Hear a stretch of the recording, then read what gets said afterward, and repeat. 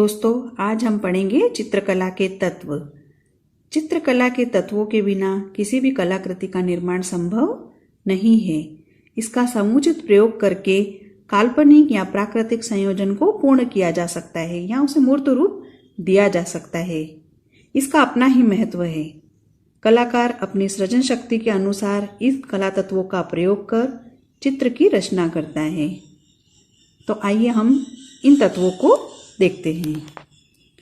चित्रकला के 6 तत्व बताए गए हैं: रेखा, रंग, रूप, तान, पोत और अंतराल। ये 6 तत्व हैं जिसकी उपस्थिति से कलाकृति की रचना की जाती है। सबसे पहले हम रेखा को पढ़ेंगे। 2 बिंदुओं को मिलाने वाली सूक्ष्म अथवा गौण दूरी को रेखा कहा जाता है। ये 2 बिंदु, इनके बीच की दूरी क्या कहलाती है? रेखा कहलाती है। रेखा भी 7 प्रकार की होती है। सीधी खड़ी रेखा, जिसे ऊर्ध्वाकार भी कहते हैं। इस तरह से, जैसे कि एक बोतल है या कोई मंदिर हो, चर्च हो, वो सीधी खड़ी रेखा में आ सकता है। जैसे प्रगति, शक्ति, स्थायित्व, दृढ़ता और निश्चय का प्रतीक है। इसी तरह से दूसरी है क्षितिजाकार रेखा। सीधी पड़ी रेखा भी कहा जा सकता है।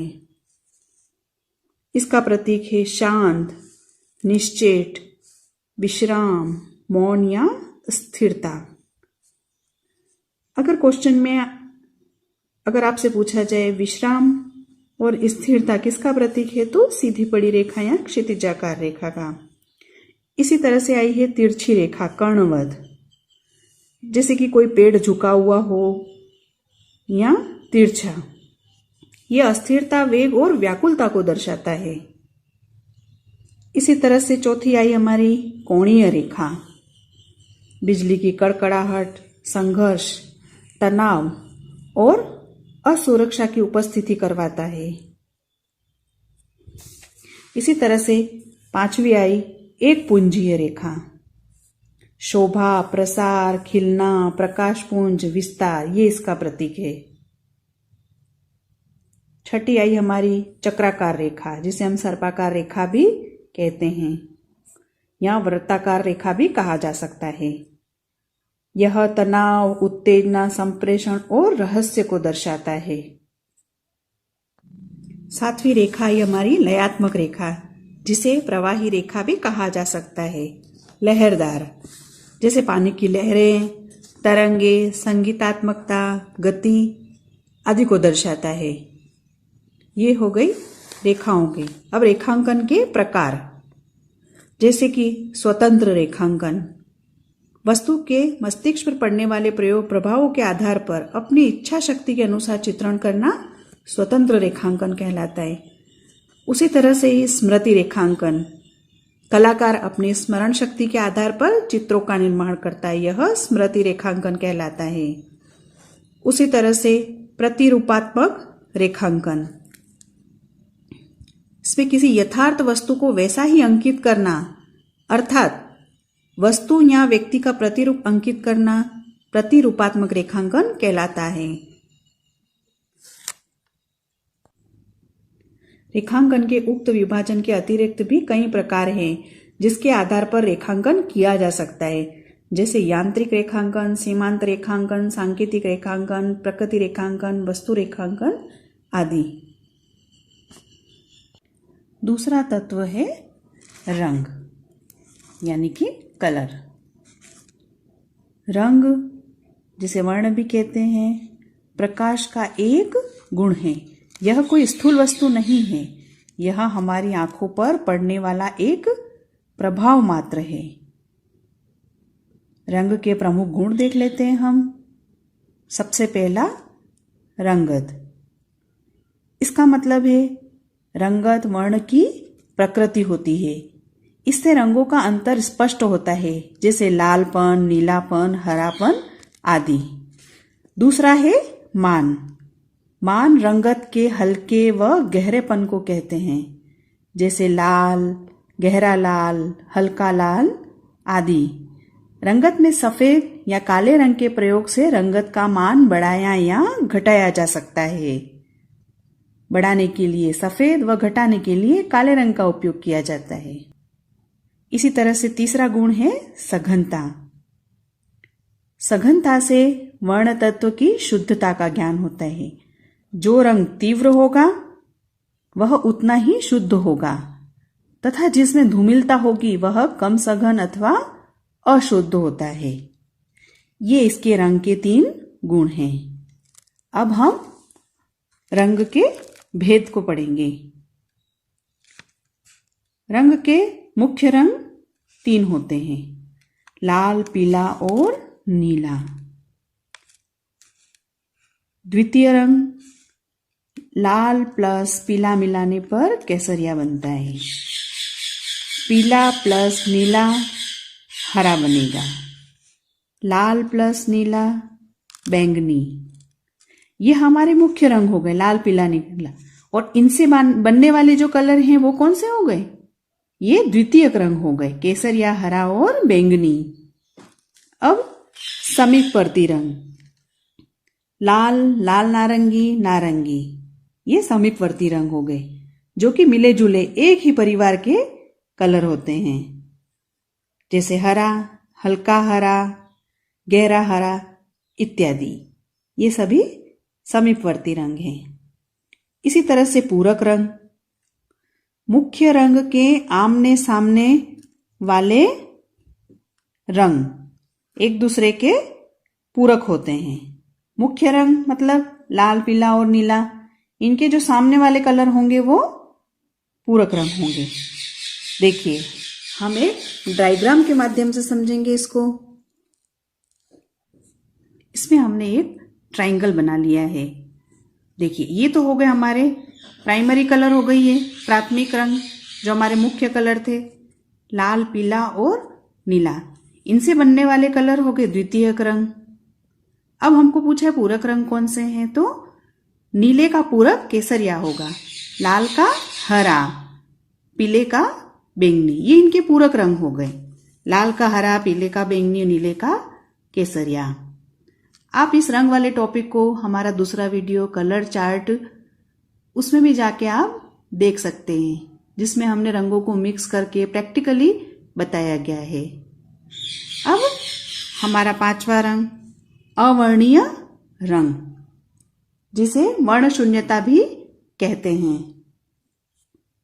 केवल काले या सफेद रंगों की संगति का प्रयोग कर वर्ण शून्यता की श्रेणी में माना जाता है। श्याम एवं श्वेत, दूसरे किसी भी कलर का यूज नहीं किया जाता है। 6 था क्या हमारा एक वर्णीय रंग योजना, किसी एक रंग से विभिन्न तानों द्वारा चित्र पूरा करना। ये एक वर्णीय रंग योजना होती है। जैसे हमने रेड कलर ले लिया, इसमें काला और सफेद ये महत्वपूर्ण होते हैं। रेड कलर ले लिया तो उसमें व्हाइट मिलाया तो वो लाइट पिंक हो गया, और ब्लैक मिलाया तो ब्राउन बन जाएगा। किसी एक रंग को लेकर उसकी विभिन्न तानों से चित्र को पूरा करना एक वर्णीय रंग योजना के अंतर्गत आता है। इस प्रकार की योजना में काले एवं सफेद रंग का महत्व ज्यादा रहता है। अब हम रंगों के प्रभाव के बारे में पढ़ेंगे। गर्म रंग, गर्म रंग कौन से होते हैं? पीला, केसरिया और लाल। शीतल रंग या ठंडे रंग, हरा, बैंगनी और नीला। अब देखते हैं पीला कलर किस चीज को दर्शाता है। यह रंग प्रकाश, प्रफुल्लता, प्रसन्नता, गर्व, उष्मा, बुद्धिमता के भावों का द्योतक है। और लाल रंग, यह रंग क्रोध, युद्ध, उत्तेजना, उल्लास, आवेग एवं प्रेम का। नीला रंग भय, रात्रि, कामुकता, दुख, मानसिक अवसाद, शीतलता और आनंद को दर्शाता है। हरा रंग शांति, समृद्धि, विश्राम, सुरक्षा, विकास एवं मनोहरता को। नारंगी रंग प्रेरणा, ज्ञान, वीरता, अध्यात्म और राजसी ठाठ को दर्शाता है। बैंगनी रंग दुख, दुख, रहस्य, मृत्यु और सम्मान।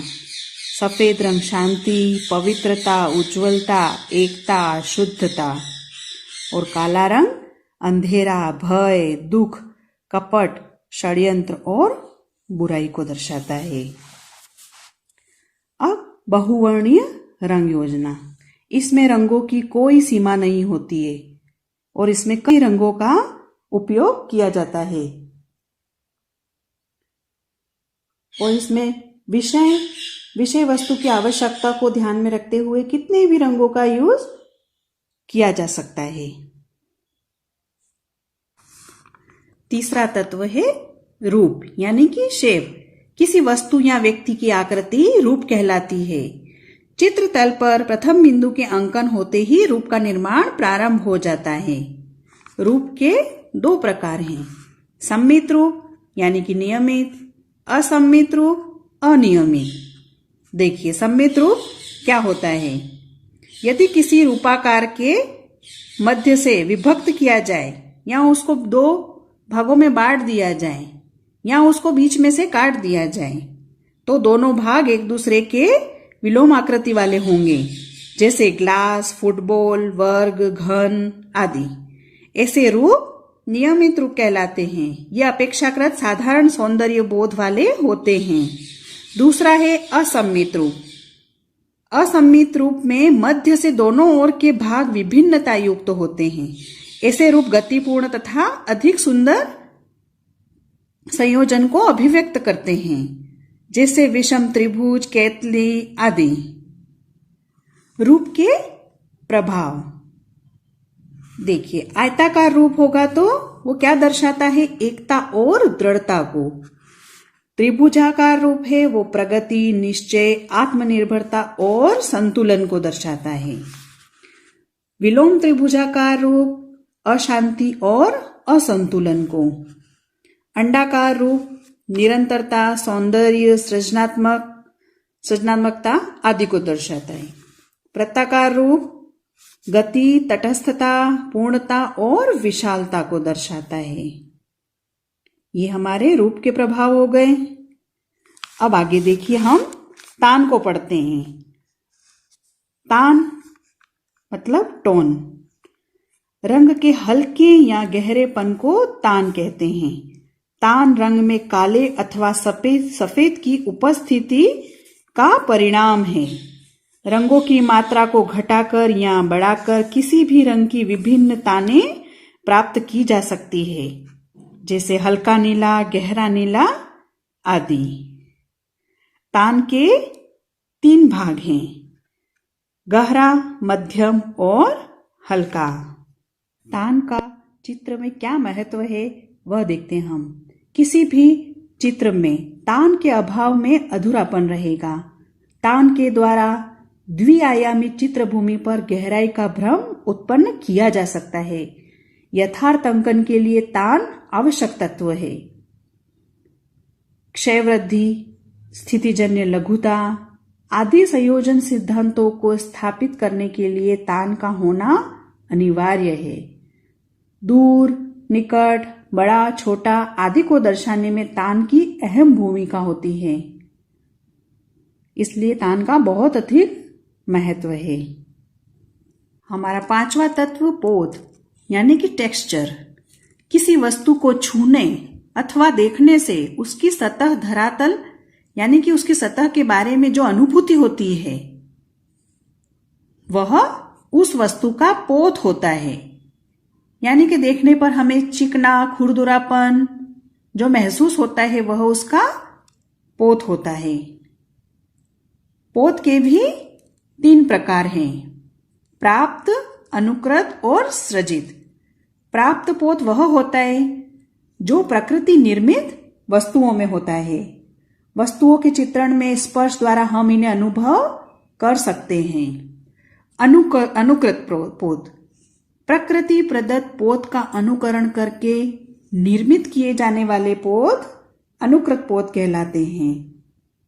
और सृजित पोत कलाकार अपने अनुभवों व यंत्रों की सहायता से विभिन्न प्रकार के पोत सृजित करता है।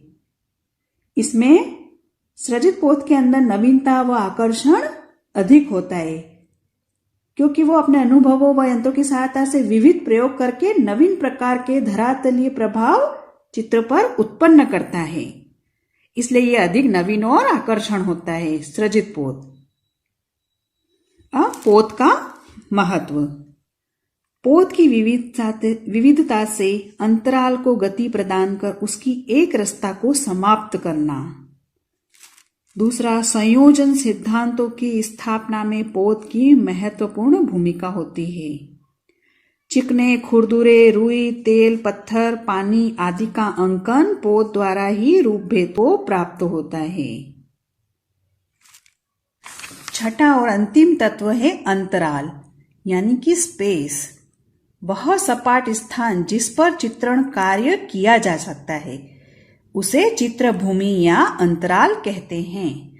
अंतराल अथवा स्थान के अभाव में कलाकृति का सृजन संभव नहीं होता है। अंतराल के दो प्रकार हैं, समविभक्ति और विषम विभक्ति। समविभक्ति में चित्रतल को इस प्रकार विभाजित किया जाता है कि दोनों ओर समान रूपाकार रहे, और विषम विभाजन में ऐसा होना जरूरी नहीं होता है। यह विभाजन अधिक नंदतिक माना गया है, इसमें मौलिकता होती है।